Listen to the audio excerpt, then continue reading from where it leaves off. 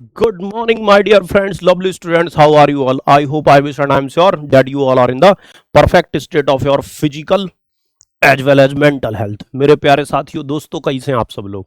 मुझे पूरा भरोसा है, विश्वास है कि आप सब शारीरिक और मानसिक रूप से स्वस्थ होंगे और अपना काम पूरी ईमानदारी से कर रहे होंगे। सर, इसी उम्मीद और कामना के साथ चलिए सर शुरू करते हैं आज की नई सीरीज एनएससीजीएस क्रक्स के नाम से। हम सब आप एनएससीजीएस के योद्धाओं के लिए लेके आए हैं पीडब्ल्यू पर एनएससीजीएस क्रक्स की एक नई सीरीज, जिसमें हम छोटे छोटे टॉपिक्स को आपसे डिस्कस करेंगे। ओके, तो मेरा नाम है अमित कुमार बुगेम्बो सर। अमित सर, आज के लिए लेके आया हूँ डायवर्सिटी इन लिविंग ऑर्गेनिजम्स पे एक छोटा सा हमारा इंट्रोडक्शन। तो चलिए सर शुरू करते हैं, है ना। आप सभी को मेरी तरफ से best of luck and best wishes. शुरू करते हैं सर। देखो बेटा, डायवर्सिटी इन लिविंग ऑर्गेनिजम्स, है ना, इसके बारे में थोड़ी सी बात करते हैं। तो सबसे पहले बात करते हैं, what is the diversity. Sir, diversity क्या होती है? डायवर्सिटी का मतलब होता है बेटा डिफरेंट डिफरेंट फॉर्म। सिंपल बात करें तो अगर डायवर्सिटी का मतलब होता है different different form, different different या खाली डिफरेंट भी लिखे तो भी चलेगा, डिफरेंट फॉर्म्स होना। सर जी, किसकी डिफरेंट फॉर्म होना? किसी भी चीज की। तुम सर शूज लेने चले जाओ मार्केट में, तो मैं हजारों तरह के शूज दिखा देगा बंदा। This is what different type of shoes, मतलब डाइवर्सिटी इन शूज। तुम पेन लेने चले जाओ, मार्कर लेने चले जाओ, बॉटल लेने चले जाओ, बैग लेने चले जाओ, शर्ट टी शर्ट पैंट लेने चले जाओ, तरह तरह की तुमको वैरायटी दिखा देगा वो बंदा या बंदी जो भी है, ठीक, shopkeeper. So this is what, this is diversity. तो डिफरेंट फॉर्म में होने को डायवर्सिटी कहते हैं। किसी भी चीज के डिफरेंट फॉर्म में होने को क्या कहते हैं सर? डायवर्सिटी कहते हैं सर, डायवर्सिटी कहते हैं, ठीक। अब अगर यही डायवर्सिटी यानी कि डिफरेंट डिफरेंट फॉर्म्स की, मतलब फॉर्म्स आपको अगर लिविंग ऑर्गेनिजम्स में देखने को मिल जाएं या डिफरेंट डिफरेंट फॉर्म की लाइफ आपको देखने को मिल जाए, तो उसे ही हम क्या कह देंगे सर? उसे हम कह देंगे बायोलॉजिकल डायवर्सिटी या बायोडायवर्सिटी। बायोलॉजिकल या सिंपली बोले तो बायोडायवर्सिटी क्या होगी? Different different form of life या different different form of living organisms को बायोडायवर्सिटी कहेंगे। आई होप आपको समझ में आ गया होगा भाई दोस्त। Different forms of living organisms, living organisms की डिफरेंट फॉर्म्स को हम क्या कहेंगे? हम कहेंगे बायोलॉजिकल डायवर्सिटी। यस और नो? तो सर, या different different form of life को हम कहेंगे बायोलॉजिकल डायवर्सिटी। सर, बायोडायवर्सिटी इसका शॉर्ट फॉर्म है बायोडायवर्सिटी। मतलब बायोडायवर्सिटी मतलब डिफरेंट फॉर्म ऑफ लाइफ, ऐसे भी हम बोल सकते हैं डिफरेंट फॉर्म ऑफ लाइफ। जैसे हमने बोला different form of living organism या different form of life, that is the biodiversity. तो सर बात आती है that how many type of different life is there, है ना। तो सर देखिए, उससे पहले मैं एक बात बताऊंगा, हमारे लिए one type of life, one type या one form of life, one form of life को हम कहेंगे वन स्पीसीज। हम उसे एक स्पीसीज कहेंगे।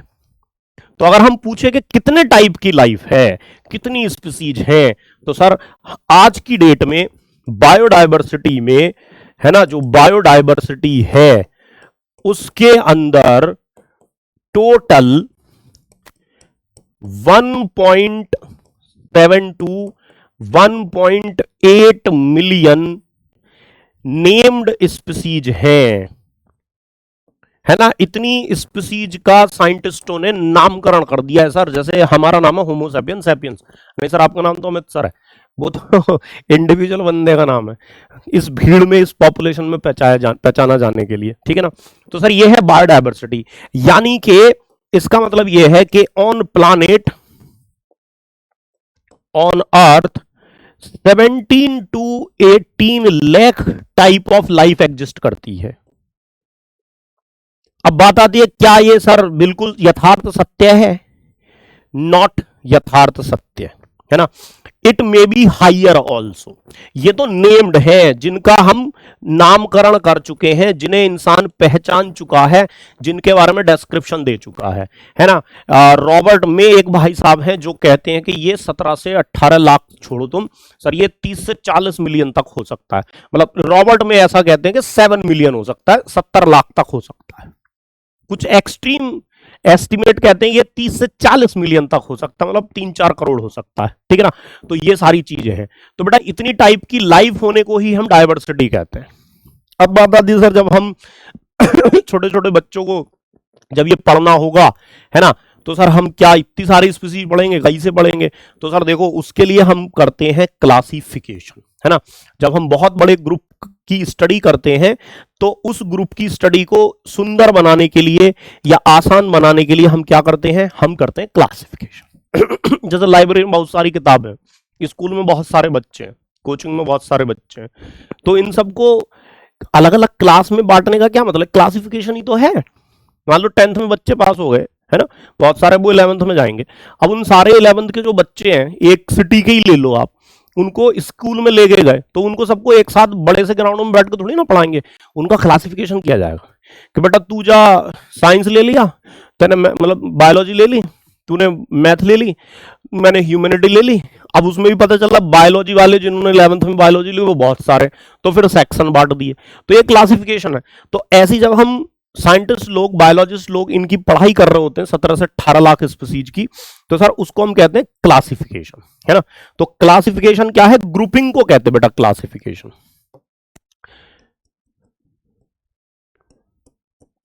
क्लासिफिकेशन अगर मैं सिंपल भाषा में बोलूं तो ये क्या होती है? एक ग्रुपिंग होती है ना।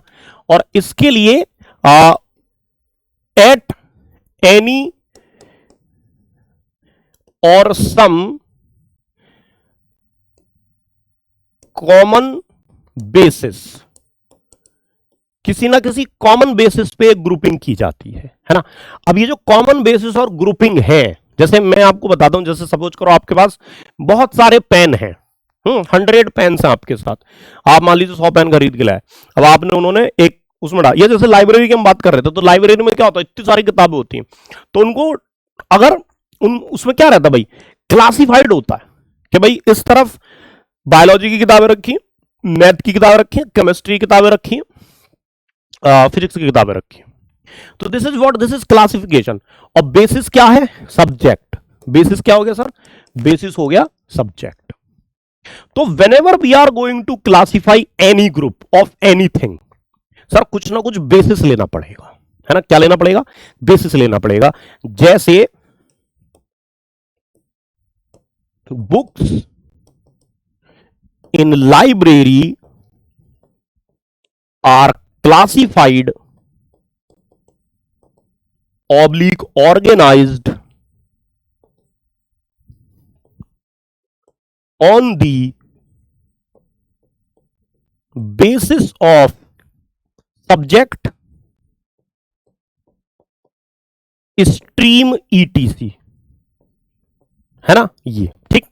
तो कुछ ना कुछ क्राइटेरिया या बेसिस लेना पड़ता है बेटा, क्राइटेरिया और बेसिस लेना पड़ता है क्लासिफिकेशन करने के लिए। इस धरती पर जब इंसान ने क्लासिफिकेशन करना बहुत पहले से शुरू कर दिया था, है ना बेटा, जो अर्लीस्ट सिस्टम था क्लासिफिकेशन का, earliest system of classification, that was not scientific, वो साइंटिफिक नहीं था, और वो बस इंसान ने अपने यूज के हिसाब से किया था।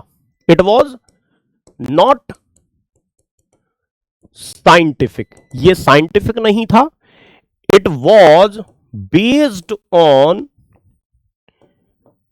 यूज ऑफ ऑर्गेनिजम्स, ये ऑर्गेनिजम्स के यूज के बेसिस पे था। जैसे जैसे फ्रूट्स, वेजिटेबल्स, है ना, मसाले, ऑर्नामेंटल प्लांट। आप 11th की एनसीईआरटी देखिएगा, मॉर्फोलॉजी वाला चैप्टर देखिएगा, उसमें है ना, उसमें फैमिलीज है। तो बेटा फैमिलीज के ना जो इकोनॉमिक इंपॉर्टेंस करके दिया हुआ है, तो उसमें ऐसे डिवाइड किया हुआ है आज भी कि कौन मेडिसिनल प्लांट है, कौन ऑर्नामेंटल प्लांट है, कौन जो है वो फॉडर है ना। तो दैट इज द पॉइंट, कौन पल्सेज है। अब जैसे आप बताओ, करेला है ना, लौकी, कद्दू, ये सब क्या है, ये सब्जी है कि फल है, ये फ्रूट है कि वेजिटेबल है। तो सर तपाक से आंसर देगा कोई भी कि सर ये तो सब्जियां हैं, तुम कहोगे नहीं फ्रूट है, चमाट और पड़ेगी तुम्हारे। मम्मी से तुम जाके बहस करने लग जाओगे, मम्मी करेला करेला ना सब्जी नहीं होती, फ्रूट होता है। दो मारेगी मम्मी तुम्हारे, ये फ्रूट होता है, ये फ्रूट होता है। फिर तुम मम्मी तुमको बॉटनी नहीं आती, अब तो तू बॉटनी की भाषा में बॉटनी वालों से बात कर, है ना। हाँ, क्योंकि हमें पता है, हम बॉटनी पढ़ते हैं कि वो फ्रूट है, वो राइपन ओवरी है उस प्लांट की, तो भाई वो फ्रूट है। पर आम जिंदगी में, आम भाषा में अब तुम कहने लग जाओ कि मम्मी देखो बात ऐसी है कि टमाटर भी फ्रूट है ना, तो तुम बक्का पिटोगे, ऑब्वियस सी बात है। ठीक है, तो भैया बात क्या है, मेन चीज क्या है, मेन चीज है कि वो जो कह रहे हैं, जैसे आप बोलो आलमंड जो है ड्राई फ्रूट नहीं होता है, ये तो ड्राई फ्रूट, तुम पिटोगे क्योंकि तुम्हें पता वो ड्राई फ्रूट नहीं है बॉटनिकली, बट आम जिंदगी उसे ड्राई फ्रूट कह रही है, मतलब आम लोग उसे ड्राई फ्रूट कह रहे हैं। तो पहले का जो क्लासिफिकेशन था वो कैसा था, वो था यूज ऑफ ऑर्गेनिज्म पे था, है ना। तो भैया अपना घर में बहस नहीं करनी है कि मम्मी करेला जो और लौकी जो वो फ्रूट होते हैं, वो बॉटनिकली फ्रूट है, बट यूज के हिसाब से वो सब्जियां हैं। जिसको टमाटर, जिसको तुमने नमक मिर्च लगा के भुना के खा लिया वो सब्जी है, और जिसको कच्चा खागा वो फ्रूट है ना। बात समझ आ रही है, ठीक है। तो अब ऐसे ही बेटा ये टाइप ऑफ क्लासिफिकेशन निकल के आते हैं। तो इसमें बेटा 3 टाइप के हम क्लासिफिकेशन पढ़ते हैं, मतलब ये इसी बेसिस पे निकल के आते हैं कि आपने क्राइटेरिया क्या उठाया है। तो पहला बेसिस आता बेटा निकल के artificial system, artificial system of classification. Number 2 निकल के आता है natural system of classification, and number 3 निकल के आता है phylogenetic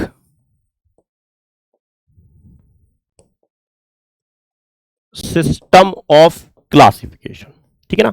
so these are 3 type of classification, और ये इसी बेसिस पर है कि क्राइटेरिया क्या लिया गया है। ठीक है, तो चलिए बेटा, ये नोट्स के फॉर्म में वही लिखा हुआ है, this will be available for you, है ना, ये आपको मिल जाएगा। मैं आपको एक एक करके समझा देता हूं। देखो आर्टिफिशियल सिस्टम ऑफ क्लासिफिकेशन क्या है। देखो बेटा, this is based on only some 1 or 2 morphological feature, बस। ठीक है ना। आपने बाहर से 2-4 करेक्टर देखे, रंग बदलते हैं, जिंदगी बहुत हसीन है। Sir it is based on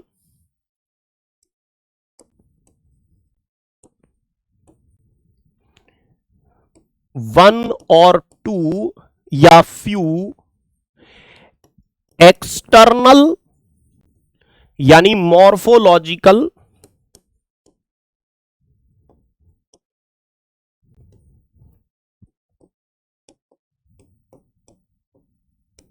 features only, है ना, ये उस पर बेस्ड है। ठीक है ना भाई, ये उस पर बेस्ड है। कुछ एक एक्सटर्नल या एक इंटरनल फैक्टर भी लिया जा सकता है, तो ये उस पर बेस्ड है ना। जैसे मैं आपको बताऊं, और जैसे सबसे पहले नंबर 1 अरिस्टोटल का जो क्लासिफिकेशन सिस्टम था, अरिस्टोटल का क्लासिफिकेशन, ठीक। नंबर 2 लीनियस भाई साहब का क्लासिफिकेशन फॉर प्लांट्स, प्लांट्स के लिए लीनियस का जो क्लासिफिकेशन था, लीनियस साहब ने दिया था भैया हमारा किसका क्लासिफिकेशन, सर उसने क्लासिफिकेशन दिया था सिर्फ एंजियोस्पर्म का, है ना। फॉर प्लांट्स, प्लांट्स में बेटा मैं लिख देता हूं एंजियोस्पर्म्स। तो ये जो था this was artificial system. Aristotle साहब ने जो दिया लिविंग ऑर्गेनिज्म का सिस्टम, है ना, तो बेटा वो था प्लांट्स और एनिमल दोनों के लिए। लीनियस साहब वाले को सेक्सुअल सिस्टम भी कहते हैं, क्यों कहते हैं अभी बताते हैं। तो अरिस्टोटल साहब ने देखो क्या किया, ये किया अरिस्टोटल साहब ने, है ना, इसमें मैंने लिख दिया सारा। अरिस्टोटल साहब ने क्या किया, उसने लिविंग ऑर्गेनिज्म को प्लांट और एनिमल में डिवाइड किया, है ना, और बेटा प्लांट्स को उसने बोला कि भैया अगर तुम्हारी जिंदगी पूरी हरी भरी है, मस्त है, बिंदास है, तो तुम हर्ब कहलाओगे। तुम्हारे अंदर बिल्कुल भी वुड नहीं है तो तुम हर्ब कहलाओगे। और अगर तुम बड़े साइज के हो, है ना, जमीन से ऐसे जाते हो और ऊपर हाइट पे जाके ब्रांचेस होती हैं, तब आप प्लांट्स ट्री कहलाओगे। और अगर आप मतलब वुड है आपके अंदर, और अगर ग्राउंड के पास से ही ब्रांचिंग हो जाती है नियर द बेस, झाड़ी जिसको कहते हैं, तो आप श्रब कहलाओगे। क्या कहलाओगे? श्रब कहलाओगे। ठीक है ना। तो बेटा हर्ब वालों में, हर्ब का मतलब क्या हुआ? नो वुड, इसमें वुड नहीं होगी और इसमें वुड प्रेजेंट होगी। श्रब मतलब जिनमें ब्रांचिंग नियर द बेस हो जाती है, और ट्री मतलब थोड़ा ट्रंक बनता है वापस बाहर से जाके। ये हमने आपको बताया हुआ भी है क्लास के अंदर। एनिमल में अगर तुम्हारा खून लाल है तो तुम इनेमा, और अगर खून लाल नहीं है तो यार एनेमा, यानी कि आपके अंदर अगर आरबीसी है तो आप इनेमा, और अगर आरबीसी नहीं है, आप सफेद या नीले या किसी और रंग के हैं, तो इनेमा। ठीक है, तो ये हो गया हमारा। तो अरिस्टोटल ने सिंपल मॉर्फोलॉजिकल कैरेक्टर्स यूज किए थे। अब आप बोलोगे सर ब्लड तो मॉर्फोलॉजिकल नहीं होता है। हाँ, इसलिए मैंने बोला था कि मॉर्फोलॉजिकल या सिंपल दिखाई दे जाए ऐसा इंटरनल फैक्टर। सिंपली एक कट लगाओ दिख गया बस। अब देखो ये गड़बड़ हुआ करता था, बहुत गड़बड़ हुआ करता था। इसमें बहुत सारी डिमेरिट्स होती थी। देखो क्या डिमेरिट्स होती थी अरिस्टोटल के हिसाब से। जो हमारा अर्थवॉर्म है, अर्थवॉर्म का खून लाल होता है भाई, और अपना खून भी लाल होता है, तो हम उसके हिसाब से एक जैसे हो गए, है ना भाई। हाँ, हम एक जैसे हो गए, जबकि हम एक जैसे नहीं है, बहुत अलग है। वीट का प्लांट हर्ब होता है, मैंगो का प्लांट, मैंगो नहीं लेंगे भाई, तो गलती हो गया, है ना। वीट का प्लांट हर्ब होता है ना। हाँ, और बताइए मटर, मटर का प्लांट भी हर्ब होता है, तो दोनों एक हो गए, है ना सर। हाँ, डलबर्जिया सिस्सो, शीशम का पेड़ बड़ा सा पेड़ होता है, और मटर का पौधा छोटा सा पौधा होता है ना। बात समझ में आ रही है।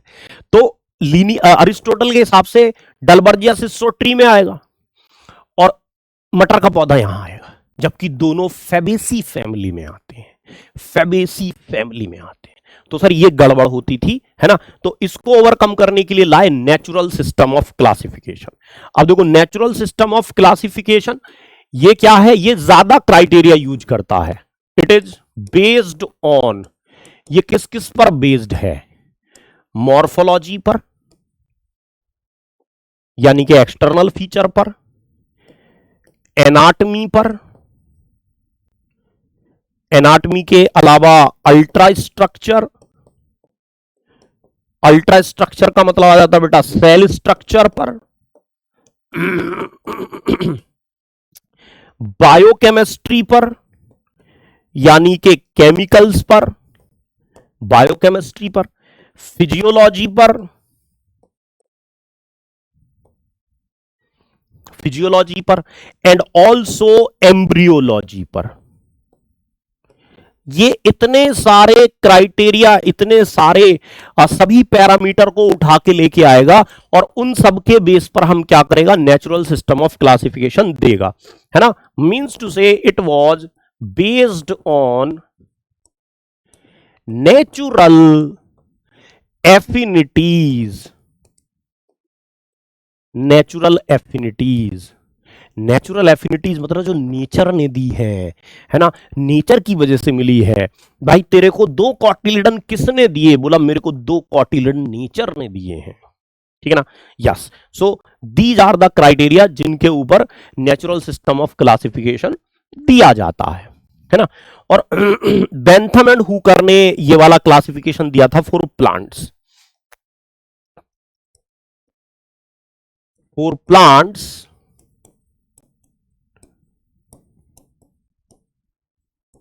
natural system of classification was given by Bentham and Hooker, George Bentham and Joseph Dalton Hooker.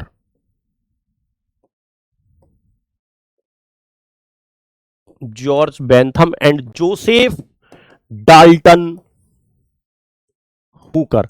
ये वाले सिस्टम ज्यादातर प्लांट पे अप्लाई किए जाते हैं, एनिमल पे ऐसा अप्लाई नहीं किया जाता है, ठीक है ना। चलिए सर, अब फिर बढ़ते हैं आगे फाइलोजेनेटिक सिस्टम ऑफ क्लासिफिकेशन पे। साइंटिस्टों ने सोचा यार इन सब का इस्तेमाल करके, जैसा मैंने आपको बताया कि भैया, मैंने बोला कि यार वीट तो मोनोकॉट होता है, उसके सीड में तो एक ही कॉटिलिडन होता है ना। और जबकि जो मटर है उसमें तो दो कॉटिलिडन होते, डाइकॉट होता है।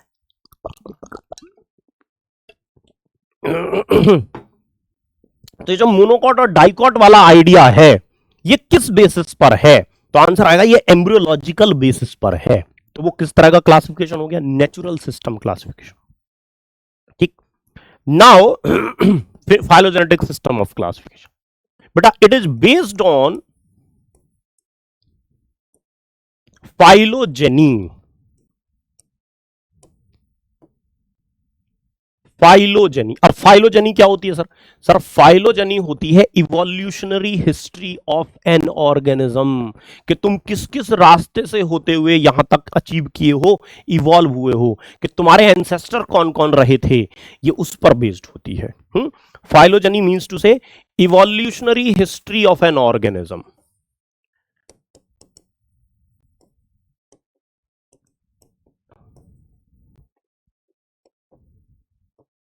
सर सर मजा नहीं आया सर, वापस से बताते हैं। जी सर देखो सर, डायनासोर हुआ करते थे किसी जमाने में। हाँ होते थे सर। वो सच में होते थे या बस ऐसी कहानी सुना देते बच्चों को डराने के लिए?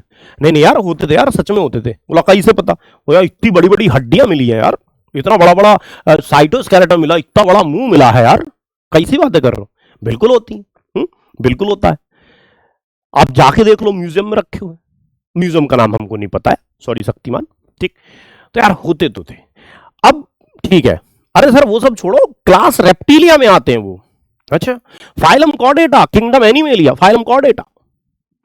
What do you mean by this statement? तुमने मरे हुए का भी क्लासिफिकेशन कर दिया?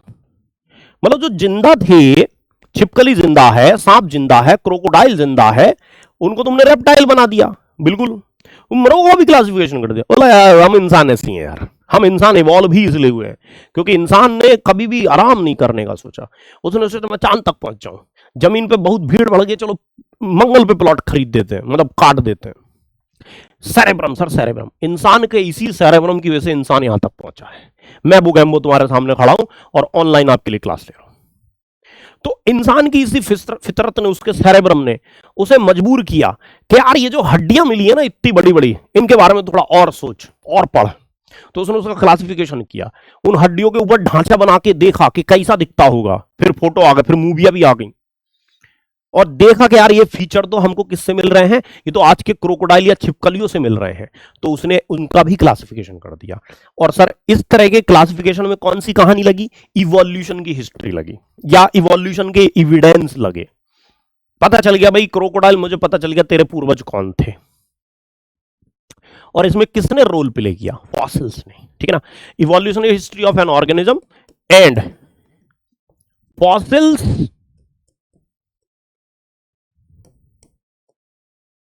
प्ले एन इंपॉर्टेंट रोल, एक इंपॉर्टेंट रोल प्ले करते हैं। और सर जितने भी ऑर्गेनिज्म एक कॉमन टैक्सॉन को बिलोंग करते हैं, वो सब एक कॉमन एंसेस्टर से आते हैं, ये इसी सिस्टम का आउटकम है ना। ऑल ऑर्गेनिज्म रंग बदलते हैं, जिंदगी बहुत हसीन है।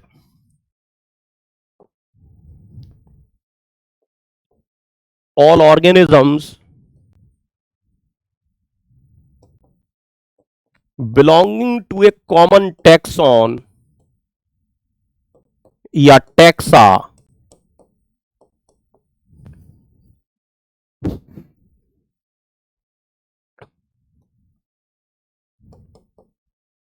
या taxa share a common ancestor. Sir इसी सिस्टम की बदौलत है।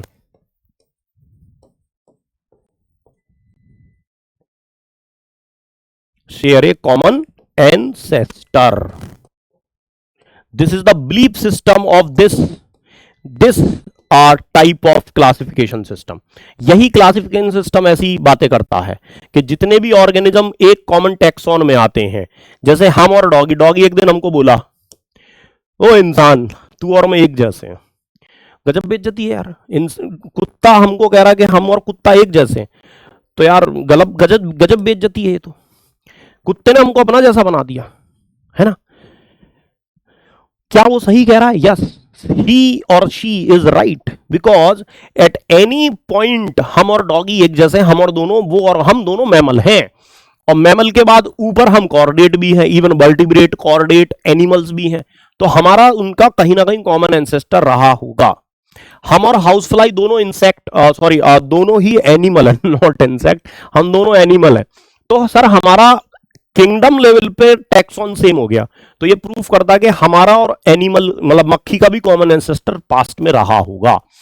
हमारे और बैक्टीरिया के अंदर डीएनए होता है, अमीनो एसिड 20 होते हैं। इस धरती पर रहने वाले जितने भी लिविंग ऑर्गेनिज्म उनमें 20 अमीनो एसिड होते हैं। उनमें डीएनए में 4 ही तरह के न्यूक्लियोटाइड होते हैं, आरएनए में 4 ही तरह के न्यूक्लियोटाइड होते हैं। ये प्रूफ करता है कि सारी लाइफ एक ही कॉमन एंसेस्टर से बनी है, जिसे प्रोजीनोट कहते हैं। तो ये फाइलोजेनेटिक बेसिस ऑफ क्लासिफिकेशन है। ठीक है बेटा, चलिए अब आप कोई सा भी बेसिस ले लो, जब आप क्राइटेरिया कुछ भी उठाओगे तो बेटा you will have some group. जैसे मैं इसको समझाता हूं, जैसे पहले मान लीजिए आपने 100 पेन लिए, 100 पेन लिए, और 100 पेन को आपने सोचा कि मैं तो यार बस ऊपर से देख के देख लूंगा कि कौन चटर पटर वाला और कौन ढक्कन वाला पेन है, बस मैंने क्लासिफिकेशन कर दिया। तो आपने कर दिया भाई आर्टिफिशियल सिस्टम, आपने ग्रुप बना दिया, 2 ग्रुप बन गए। पेन उतनी ही है 100, जब आपने क्राइटेरिया लिया चटर पटर और ढक्कन वाला पेन, तो 2 ग्रुप बने। आपने देखा यार मतलब क्लासिफिकेशन से कुछ फायदा हुआ ही नहीं मेरा, मुझे ये नहीं पता चल रहा जब मैं नीला पेन उठाऊं तो किस में से उठाऊं। मैं किसी एक पेन को उठाता हूं तो मेरे हाथ में लाल पेन आ जाता है ना। तो फिर आपने क्या किया, आपने दूसरा क्राइटेरिया लिया, जैसे चटर पटर के साथ साथ आपने कंपनी का नाम भी ले लिया, कंपनी का नाम सेम आ गया है ना। अब आपके बन गए मान लो 4 ग्रुप, कि भाई 4 कंपनियों के ग्रुप थे, है ना। चटर पटर वाले में 2 ग्रुप और ढक्कन वालों में मान लो 3 ग्रुप, तो 5 ग्रुप हो गए टोटल, ऐसे मान लो। ठीक, आपको लगा यार अभी भी प्रॉब्लम सॉल्व नहीं, क्योंकि अल्टीमेटली करना क्या, मुझे तो एक स्पेसिफिक रंग से लिखना। तो फिर आपने उसके और इंटरनल मैटर में गए, तो आपने और क्या किया, आपने और नया क्राइटेरिया ले लिया। मान लो पेन के कलर वाला क्राइटेरिया ले लिया। तो आप जब भी कोई क्राइटेरिया लेते हो, चाहे आप मॉर्फोलॉजी कर लो, आर्टिफिशियल करो, एनाटॉमी फिजियोलॉजी ये लो, नेचुरल करो, या फिर फॉसिल्स का हिसाब किताब देखो, तो जब भी आप ग्रुप बनाओगे तो कुछ सर्टेन नंबर ऑफ ग्रुप बनेंगे, है ना भाई। तो ऐसे ही जब साइंटिस्टों ने ग्रुपिंग करनी शुरू की, मतलब कि क्लासिफिकेशन करना शुरू किया, तो ग्रुप बनने शुरू हुए। और सर उस ग्रुप को उन्होंने किंगडम बोला। क्या बोला? किंगडम। जैसे इसको एक और कहानी से हम समझा सकते हैं। जैसे धरती है, अर्थ है, अर्थ पे इतनी बड़ी लैंड है, तो आप मान लीजिए और स्पेस में चले गए, आप अपना वही स्पेस मतलब बाहर चले गए, आप अपना वही सूट पहने हुए हैं, है ना, वो जो एस्ट्रोनॉट का रहता है, तो आप वहां जाके मिल्की वे में, मतलब आकाश, अपने सोलर सिस्टम के भी बाहर चले गए, तो वहां जाके आप कह सकते हो कि hey hello I am here from the Kota. जैसे मैं फिलहाल कोटा में खड़ा हूं, क्या कह सकते हो आप? नहीं कह सकते, नहीं कह सकते, है ना। You have to tell that I am from earth, at least आप अर्थ से शुरुआत करोगे। अब जैसे आप बोलोगे हम अर्थ से हैं, तो जितने भी लोग वहां पर जो एस्ट्रोनॉट की शक्ल में खड़े हुए हैं, वो जब सब सुनेंगे ये बंदा अर्थ से, तो अर्थ वाले एक ग्रुप बना लेंगे, है ना, और सैटर्न वाले अलग ग्रुप बना लेंगे, मार्स वाले अलग ग्रुप बना लेंगे। बात समझ में आ रही है? अब अर्थ वाले ग्रुप में बात चल रही है। अब बोल सकते हो I am here from Srinathpuram, ऐसे कुछ भी नहीं बोल पाओगे, आप स्टेप बाय स्टेप आओगे। अर्थ में पहले कॉन्टिनेंट बताओगे, तो जैसे अर्थ पे लाइफ है, लिविंग वर्ल्ड है, और जब आप अर्थ का क्लासिफिकेशन करते हो तो सबसे पहले जो ग्रुप आता है उसे कॉन्टिनेंट कहते हैं। ऐसी लिविंग वर्ल्ड को जब डिवाइड करते हैं तो जो सबसे पहला ग्रुप आता है उसे किंगडम कहते हैं। क्या कहते हैं सर? किंगडम कहते हैं। तो जब साइंटिस्टों ने कुछ भी क्राइटेरिया उठा के किंगडम सिस्टम लेना शुरू किया, मतलब जो क्लासिफिकेशन करना शुरू किया, तो बेटा जो डिवीजन जो सिस्टम निकल के आए उसको हमने बोला किंगडम सिस्टम ऑफ क्लासिफिकेशन, है ना भाई। जैसे मैंने पेनों का क्लासिफिकेशन किया तो ग्रुप बन के आए, हमने लिविंग वर्ल्ड का क्लासिफिकेशन किया तो किंगडम बन के आए, है ना। तो सर 2 किंगडम सिस्टम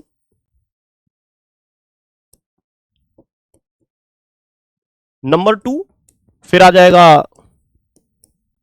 फिर साइंटिस्टों ने दिया 3 kingdom system, right, then 4 kingdom system,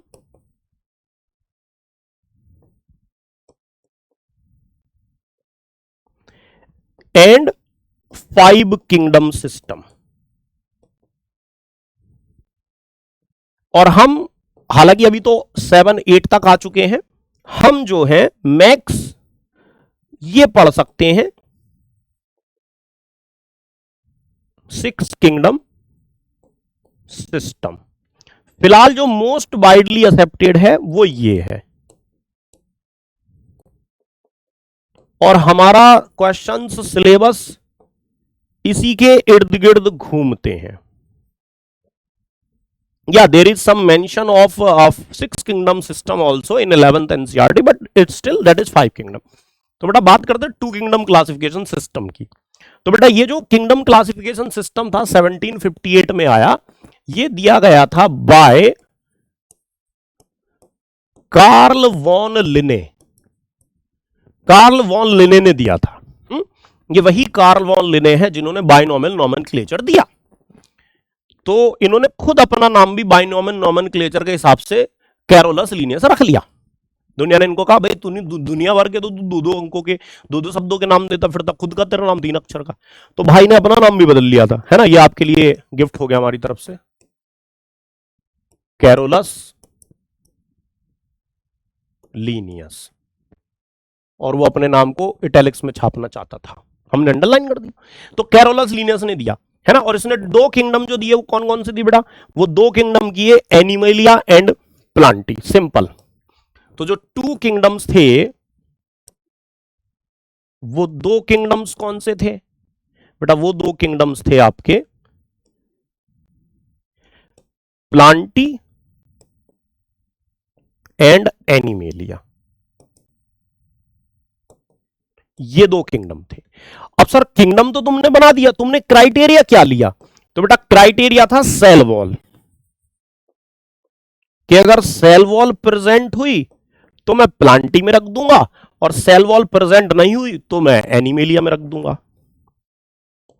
ये उसका मेन क्राइटेरिया था। तो एक तरह से आर्टिफिशियल सिस्टम हुआ, यस। और ये लीनियस ने भी दिया था। तो cell wall present, cell wall absent. तो बेटा लीनियस साहब के हिसाब से आप खुद भी आप बता सकते हो कि कौन कहां आया होगा। तो बेटा सारे एनिमल्स यहां पर आए, क्योंकि उनमें सेल वॉल नहीं होती है। सारे प्रोकैरियोट्स यहां पर आए, है ना। सारे फंगस यहां पर आए, एंड सारे प्लांट्स यहां पर आए। प्लांट्स माने वही एल्गी, टेरिडोफाइटा, एल्गी ब्लायोटेरिडोजिम्नो, ये सब, वो सब यहां पर आए। ठीक है भाई, ये क्लासिफिकेशन हो गया। अब आप टाइम ट्रेवल करके पहुंच गए लीनियस साहब के पास। यार लीनियस साहब ये क्या क्लासिफिकेशन दिए हो तुम, कुछ भी नहीं है इसके अंदर, कैसी बातें करते हो। बोला भैया तू है कौन, आया कहां से। बोला मैं आया हूं 24 से, एनएससीएस की तैयारी कर रहा हूं, बोगैम्बो से पढ़ता हूं।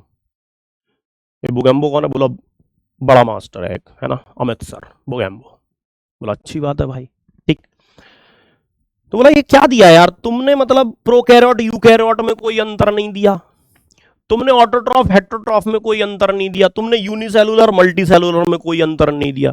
तो लीनियस बोला बकवास न कर, है ना, 2024 में बैठ के बकवास कर रहा तू ये। उस समय टेक्नोलॉजी बहुत है, मैं 1758 में दे आऊं ये।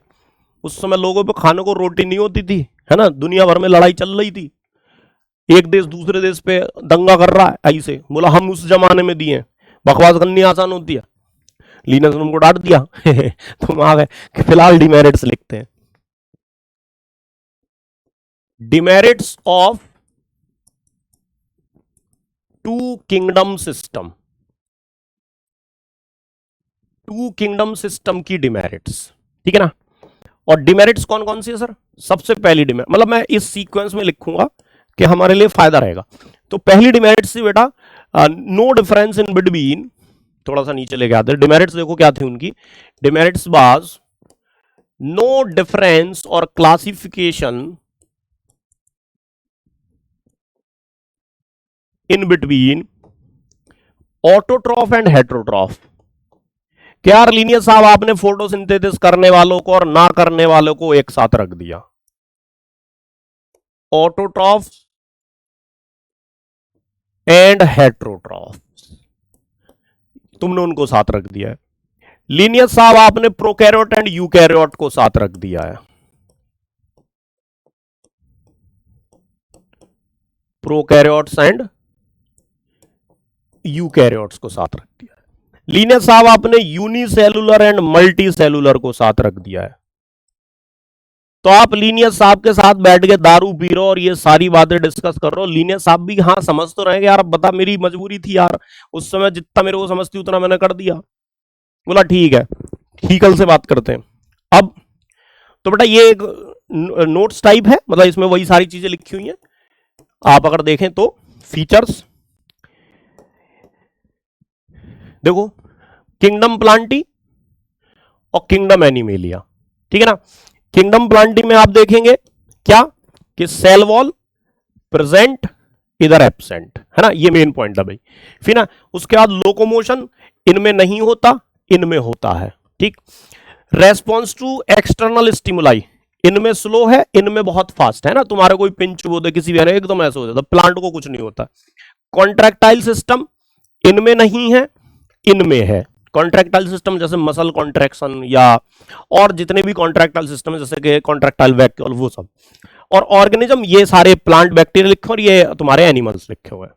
अब ये जो है मोड ऑफ न्यूट्रिशन, ये बड़ा पसंद लगता है मुझे, बड़ा बढ़िया लगता है ना। ये देखो मोड ऑफ न्यूट्रिशन कि भैया हम खाते हैं है ना, हम एनगल्फ करते हैं और हम नहीं खाते हैं। हम या तो खुद से फोटोसिंथेसिस करके बना लेते हैं या फिर एब्जॉर्ब करते हैं, आ करके नहीं खाते हैं।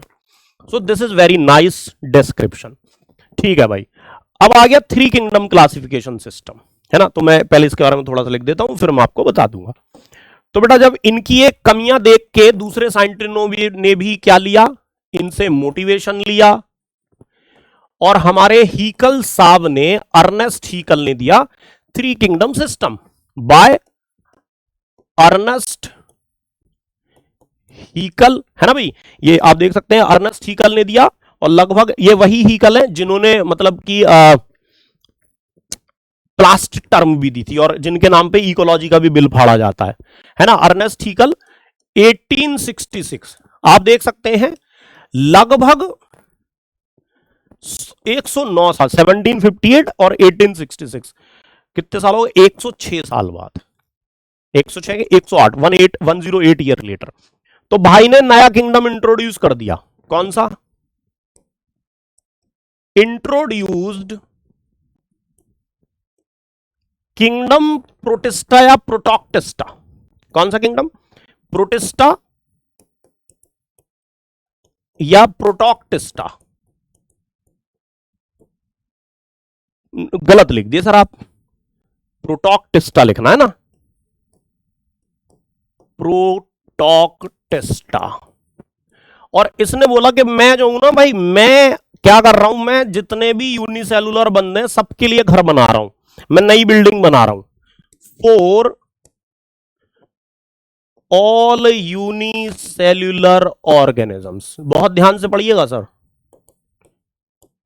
ऑल यूनिसेलुलर ऑर्गेनिजम्स के लिए। तो सर इस एट दैट टाइम एट 1866 जो थ्री किंगडम्स थे, वो थ्री किंगडम्स कौन कौन से थे, तो बेटा देवर प्रोटिस्टा,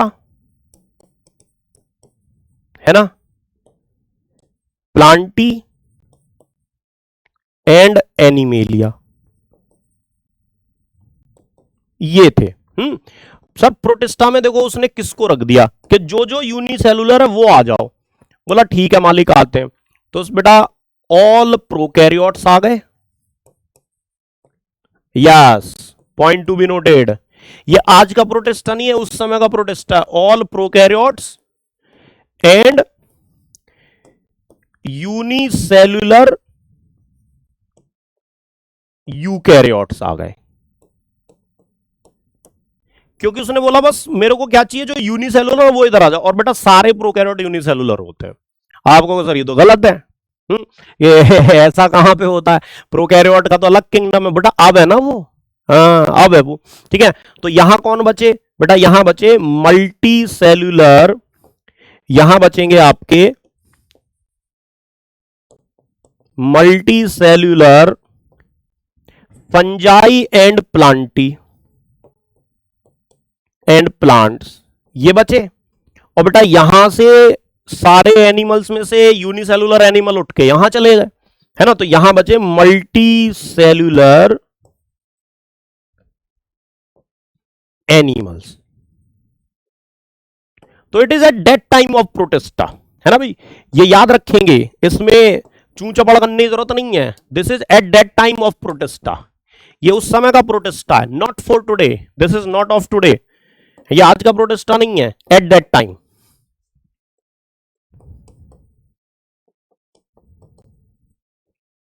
तो सर अब देखो, आप अब हीकल के पास पहुंच गए। पहले तो आप लीनियस का दिमाग खा के आए थे, अब आप हीकल के पास पहुंच गए कि हीकल भाई साहब एक बात बताओ, तुमने बहुत बढ़िया काम किया। बोला कैसे? बोला देखो तुम्हारी डिमेरिट्स बताते हैं। डिमेरिट्स के लिए मैंने इसको मारा कॉपी, और भाई मैंने इसके आगे रख दिया इसको, demerits of three kingdom system, मतलब जो उस जमाने का थ्री किंगडम था, है ना। No difference in between unicellular और मल्टी सेलुलर का डिफरेंस तुमने हटा दिया, ये दो डिमेरिट्स बची। डिमेरिट्स और भी होती है, मोटा मोटी ये बची कि अभी भी यार तुमने प्रोकैरियोट और यूकैरियोट एक साथ रखे हुए हैं, अभी भी तुमने हेटेरोट्रॉफ और ऑटोट्रॉफ एक साथ रखे हुए हैं। Getting my point? Yes sir, getting your point. Sir मजा ही आ गया भाई गॉड की कसम। ठीक है, यस। तो अभी भी डिमेरिट बची हुई है। अब आता है फिर फोर किंगडम क्लासिफिकेशन, कॉपलैंड का सिस्टम। तो बेटा ये यहां पर यही लिखा हुआ है, तीन किंगडम जो है वो प्लांटी, प्रोटेस्टा एंड एनिमेलिया के बारे में है। ठीक है ना, तो this is given here now. अब आते हैं कॉपलैंड भाई साहब, फोर किंगडम क्लासिफिकेशन लेके लगभग 1956 में, फोर किंगडम क्लासिफिकेशन।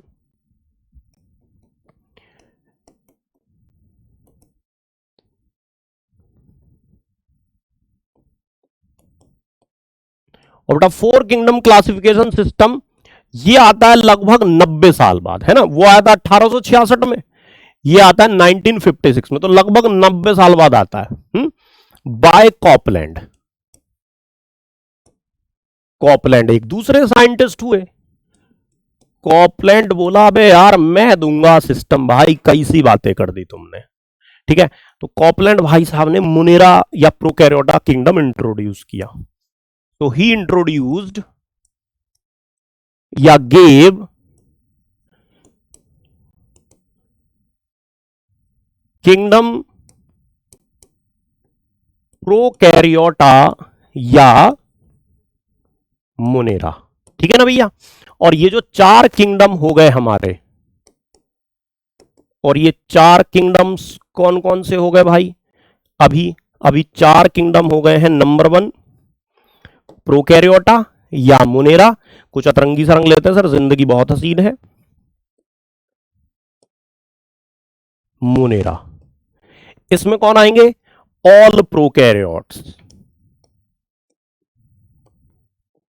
और ये प्रोकैरियोट्स आ गए। नंबर 2 प्रोटेस्टा, इसने भी अपने सिस्टम में प्रोटेस्टा बोला।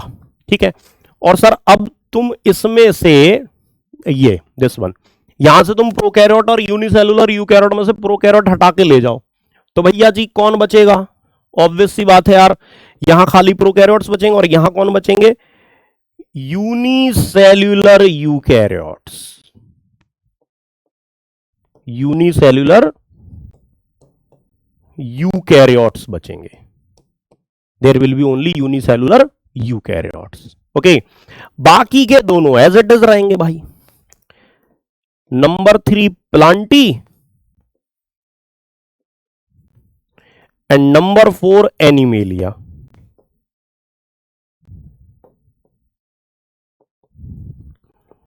और बेटा प्लांटी में अभी अभी भी सेम वैसे ही रहने वाले हैं। कौन कौन रहने वाले भाई? मल्टी सेलुलर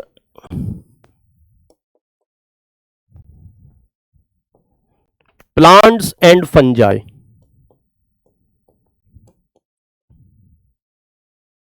और सर यहां रहने वाले हैं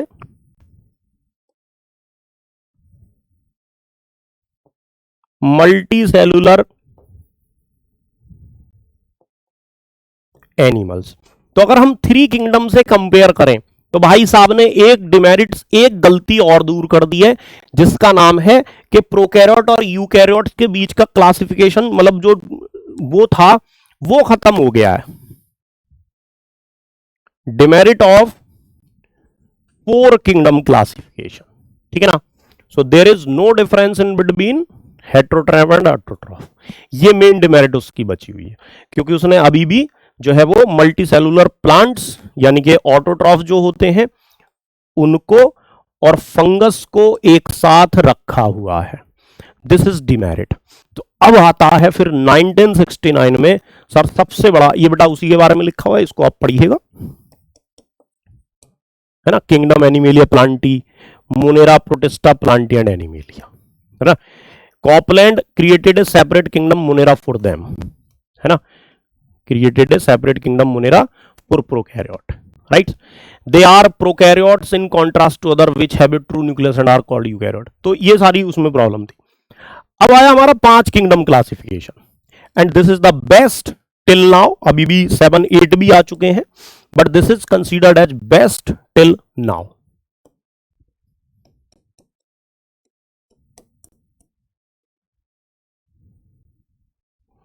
फाइव किंगडम क्लासिफिकेशन सिस्टम। तो भाई ये विटेकर ने दिया था 1969 में, ठीक है ना, यानी कि उसके लगभग 14 साल बाद। तो इस भाई साहब ने इंट्रोड्यूस किया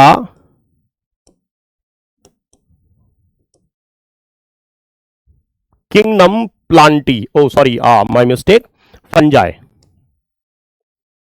इसने किंगडम फंजाई इंट्रोड्यूस किया फॉर फंगस या multi cellular Fungi, multi cellular Fungi. और बेटा ये जो 5 किंगडम क्लासिफिकेशन था, इसके जो क्राइटेरिया थे देखो वो क्या क्या थे, है ना। इसने जो 5 किंगडम हमारे दिए, they were based on cell structure, यानी कि जो सेल होती है वो प्रोकैरियोट है कि यूकैरियोट है, एंड बॉडी ऑर्गेनाइजेशन, मतलब सेम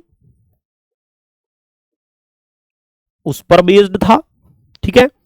बॉडी मतलब thallus organisation. Then mode of nutrition, the main best जो बेस्ट वो था, that was mode of nutrition. जो मेन क्राइटेरिया था बेटा इसका वो था mode of nutrition, that was mode of nutrition, and it was based on phylogenetic system also, phylogenetic relationship,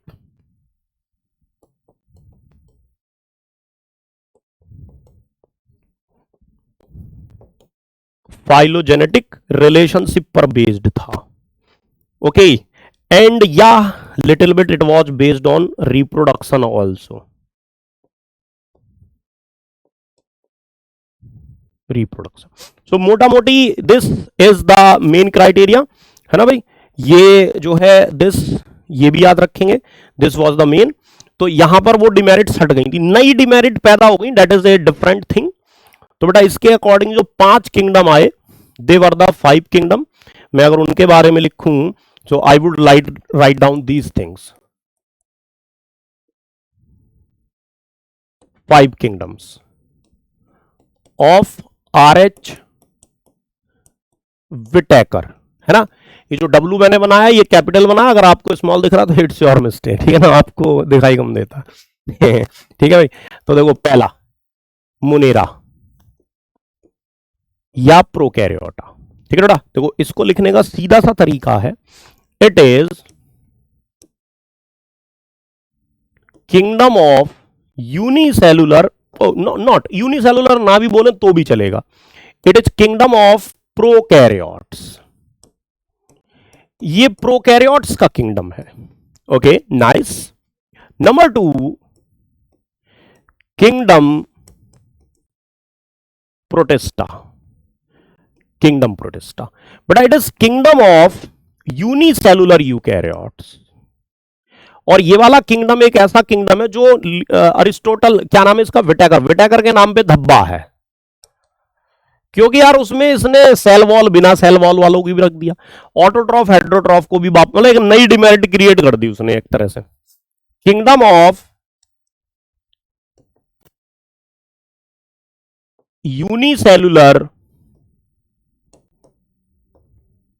eukaryotes, ठीक है।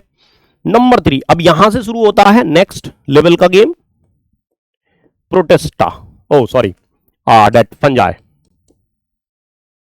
जो कि एक्चुअली उसने निकाला था। तो देखो इसमें 5 में से 2 किंगडम यूनिसेलुलर के हैं और 3 किंगडम मल्टीसेलुलर के हैं, है ना। तो this is kingdom of multicellular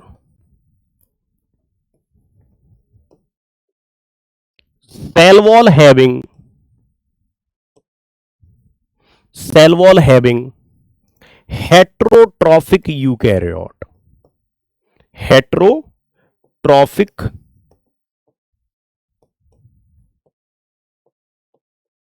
eukaryotes, ये उसका किंगडम है ना भाई। फिर आते हैं हमारे पास प्लांटी एंड एनिमेलिया। तो यार प्लांटी तो दुनिया भर को खाना खिलाते हैं, तो थोड़ा हरे हरे रंग से लिख लें। हाँ लिख लेते सर, बिल्कुल लिख लेते। Number 4 Plantae. बेटा प्लांटी कौन होंगे? प्लांटी होंगे जिनमें जो मल्टी सेलुलर हो, ऑब्वियस सी बात है। ऑटोट्रॉफ, अगर हम बस इतना लिख देना kingdom of multi cellular autotroph, तो भी हमारा काम बन जाएगा।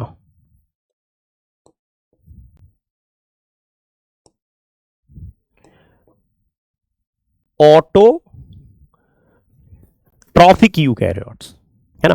सिर्फ इतने से काम चल जाएगा। हम kingdom of multi cellular autotroph लिख दे तो भी चल जाएगा, बट हमने फिर भी पूरा लिख लिया, है ना। अब हम आते हैं 5वें किंगडम पर, जिसका नाम है एनिमेलिया। मैं इसको एक ही पेज पे लाना चाहता हूं, इसलिए मैं यहीं पर लिखूंगा इसको। ये आपके हो गए 5 किंगडम के आइडेंटिटी कार्ड, और हम कॉपी मारेंगे इसको, right. Kingdom of multi cellular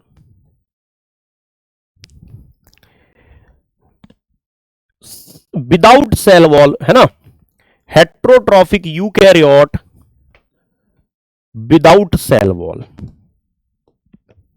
heterotrophic eukaryote without cell wall, heterotrophic eukaryote without cell wall.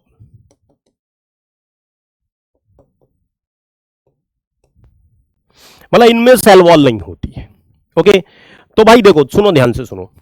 5 में से 3 किंगडम मल्टी सेलुलर के, 2 किंगडम यूनिसेलुलर के, 1 किंगडम प्रोकैरियोट्स का, 4 किंगडम यूकैरियोट्स के। कितने किंगडम में सेल वॉल है? 1 2 3 4, बस इसमें सेल वॉल नहीं है ना, सिर्फ इसमें सेल वॉल नहीं है।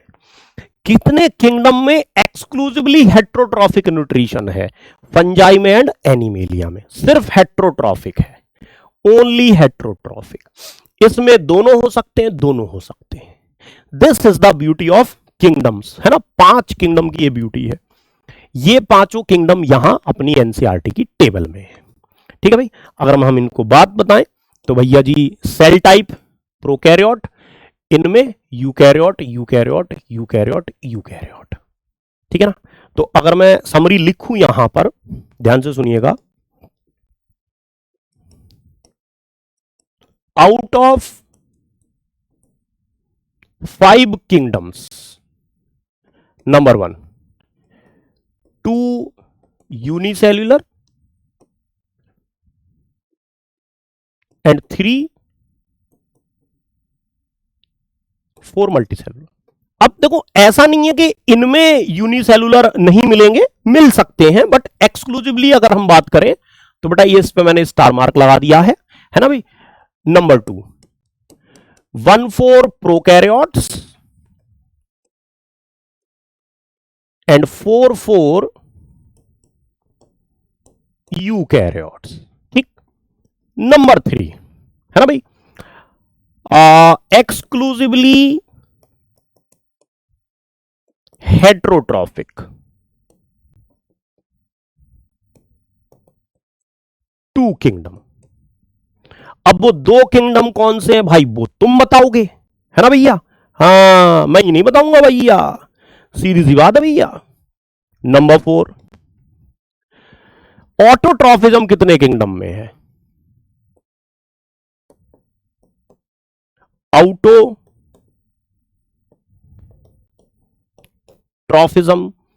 3 किंगडम में।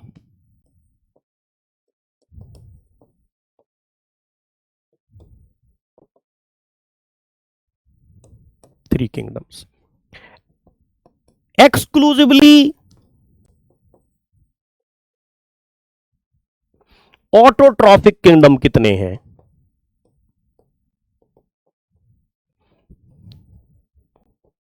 ओनली 1। इस पे भी स्टार मार्क लगा देते हैं। अब कुछ बुद्धिजीवी हो सकते हैं कहें कि भैया जी देखो, प्लांटी किंगडम में भी कुछ एक जो है पैरासाइट प्लांट रहते हैं, तो उन बुद्धिजीवियों को प्रणाम। ठीक, ये ठीक है। नेक्स्ट सबसे खतरनाक, कीमो ऑटोट्रॉफिज्म कितने किंगडम में है?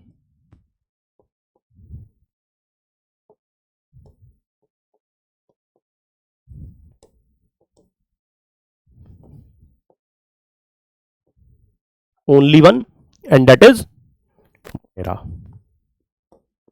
मुनेरा में ऑल टाइप ऑफ न्यूट्रिशन किसमें पॉसिबल है? मुनेरा में। Monera is the diverse, most diverse with respect to the nutritional diversity. सबसे ज्यादा न्यूट्रिशनल डाइवर्सिटी किसमें मिलती है? Chemo autotroph, photo autotroph, heterotroph में सेप्रोट्रॉफिक, पैरासिंथेटिक, सॉरी पैरासिटिक, सब देखने को मिलते हैं किसमें?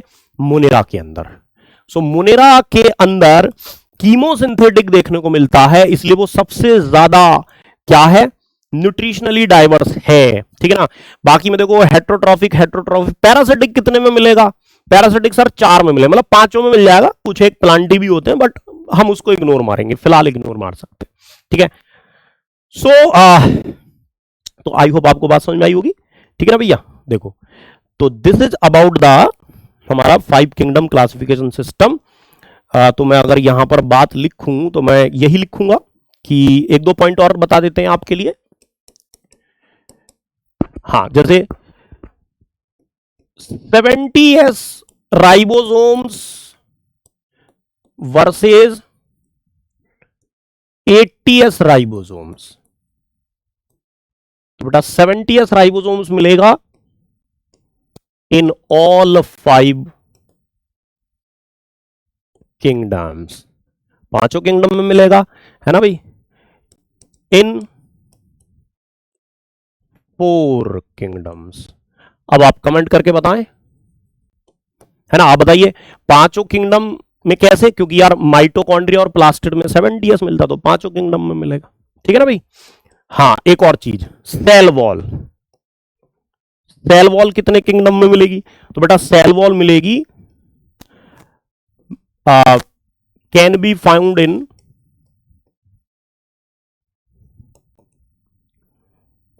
4 किंगडम्स। 4 किंगडम में मिलेगी, मतलब एक किंगडम सिर्फ एनिमेलिया ऐसा है जिसमें सेल वॉल है ही नहीं, कतई नहीं है। ठीक है ना। एक और पूछते हैं, सेल वॉल लेस ऑर्गेनिजम्स कितनों में पॉसिबल है? तो सर मोनेरा में पॉसिबल है, प्रोटेस्टा में पॉसिबल है ना, और एनिमल में पॉसिबल है, मतलब इन 3 में पॉसिबल है।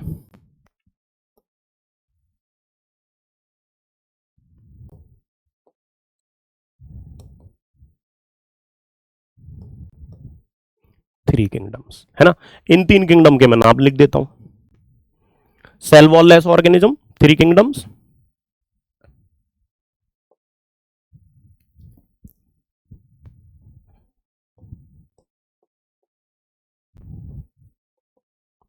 Possible in not exclusively Monera, Protista and Animalia. Animalia तो सर एक्सक्लूसिवली है, ऑलवेज सेल वॉल एब्सेंट।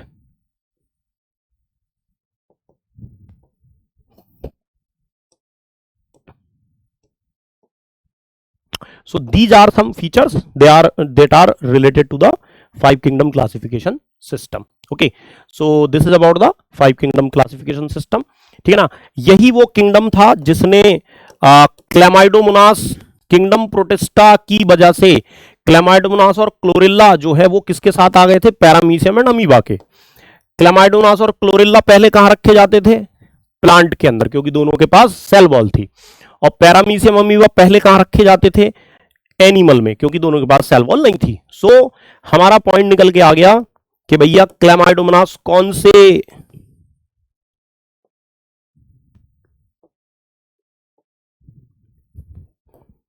इन किंगडम प्रोटिस्टा। हालांकि एनएससीजेएस में यह सवाल नहीं आने वाला है, नॉट इंपॉर्टेंट फॉर एनएससीजेएस।